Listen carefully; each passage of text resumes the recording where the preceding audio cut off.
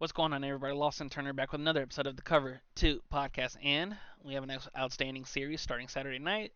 So let's get straight into it. The Denver Nuggets are hosting the Minnesota Timberwolves in the second round of the NBA Western Conference semifinals. This series is going to be awesome.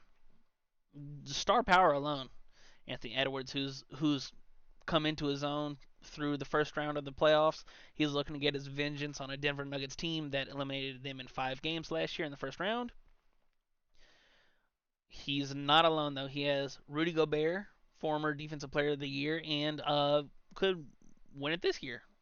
And he has Karl Anthony Towns, who's a walking 20 and 10 when he wants to be. And they're going up against Nikola Jokic and the Denver Nuggets, who very well could be the MVP this year. So let's do a little deep dive into these players that I think will be the biggest key pieces to the series. Anthony Edwards through 4 games. That's all they played in the first round because they swept the Suns. 31 points, 8 rebounds, 6 assists per game. He's been outstanding.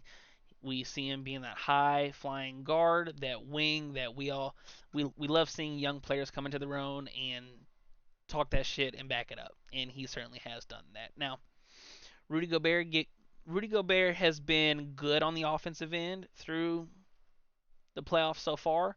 Now, he went up against mostly it was Yusuf Nurkic in the first round, who's a not a defensive liability, but a he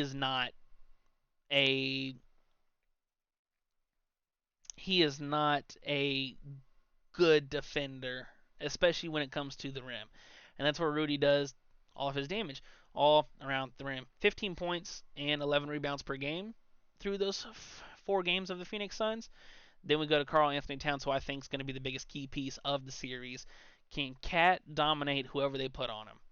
Now, Cat's averaging 19 points, 9.5 rebounds, and 2.5 assists. If you want to round up, that's 19, 10, and 3.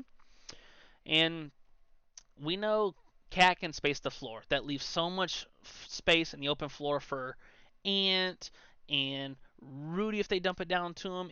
If he wants to just bang with Jokic like AD was doing, trying to just wear him down.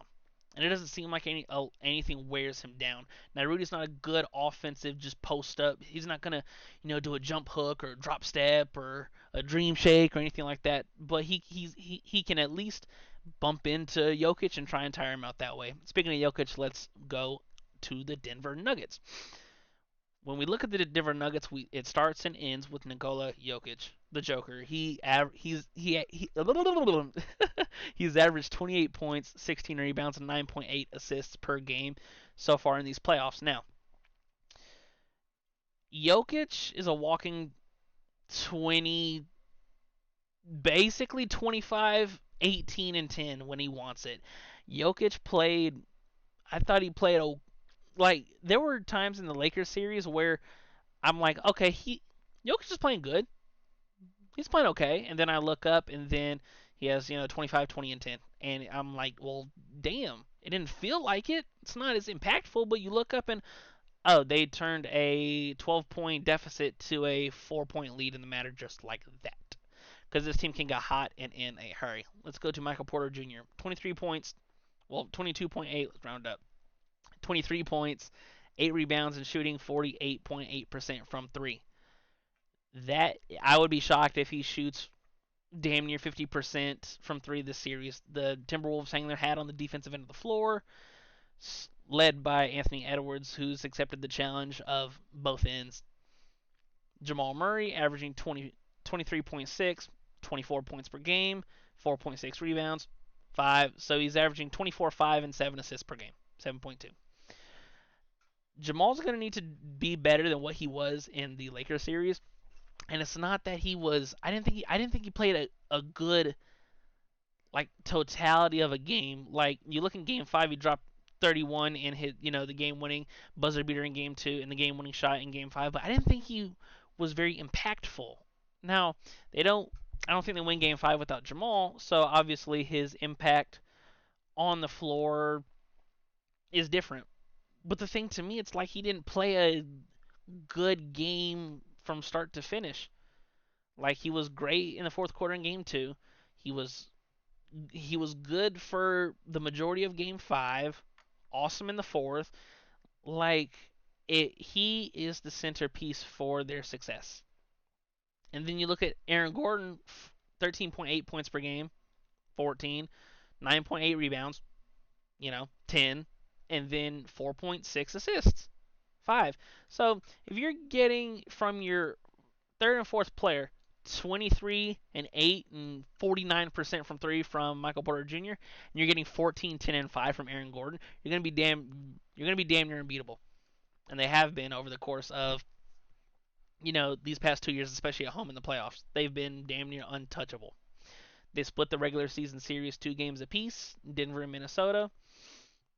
It's going to be really interesting as to how they guard Jokic. Do they leave Rudy on an island and say, if Jokic drops 30 a game on Rudy's head, that's fine. We're not going to let anybody else get open. We're going to make it as tough as everybody else as possible, and Jokic can just dominate. Or do they try and get the ball out of Jokic's hand and just assume he's going to make the right pass, which of course he does, and let everybody else try and feast?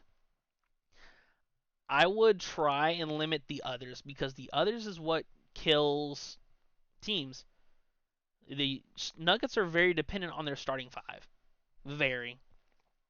As I just mentioned, majority of their points are from, their starting five. But can we get a Reggie Jackson game, a KCP game, which he hits, 5, 6 threes? I don't know. I'm picking Timberwolves in 7. This series is going to be crazy. If it doesn't go at least 6, I would be gobsmacked. I don't think there's going to be 2 games in which this whole series where a team just gets Goomba stomped. Now, we've seen Minnesota go on runs due to their defense alone. And to me, with Cat, the biggest X factor is Chris Finch. Like we saw him, and he got reported a torn patellar tendon in his knee. There are some people saying that he's going to be in the second row, which is, still close to your team, damn near on your bench. We know he can't, just be on crutches on the sideline. Or he could be in the booth or in like a suite. But it's going to be really tough in order for the Timberwolves to get past Denver because Denver has that shield of, oh, we're a championship team. We've been through this before. No, no deficit is too much against us. You know, it's this series. I'm so excited for it because I don't think anyone on Denver can hold Anthony Edwards. I don't, and I don't know who they're going to put on him. I assume KCP because you can't.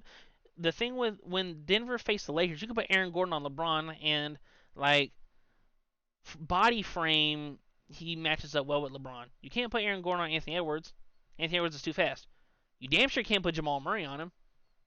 Anthony Edwards is too big and strong. He can get to his spots damn near at will. And it's been awesome to see. It's been awesome to see Anthony Edwards' growth and how he's really taken ownership of this team this whole year. This is his team. And in the first round, they beat the brakes off the Suns. And now they have a chance to get vengeance after their round 1 loss last year against these exact same Denver Nuggets.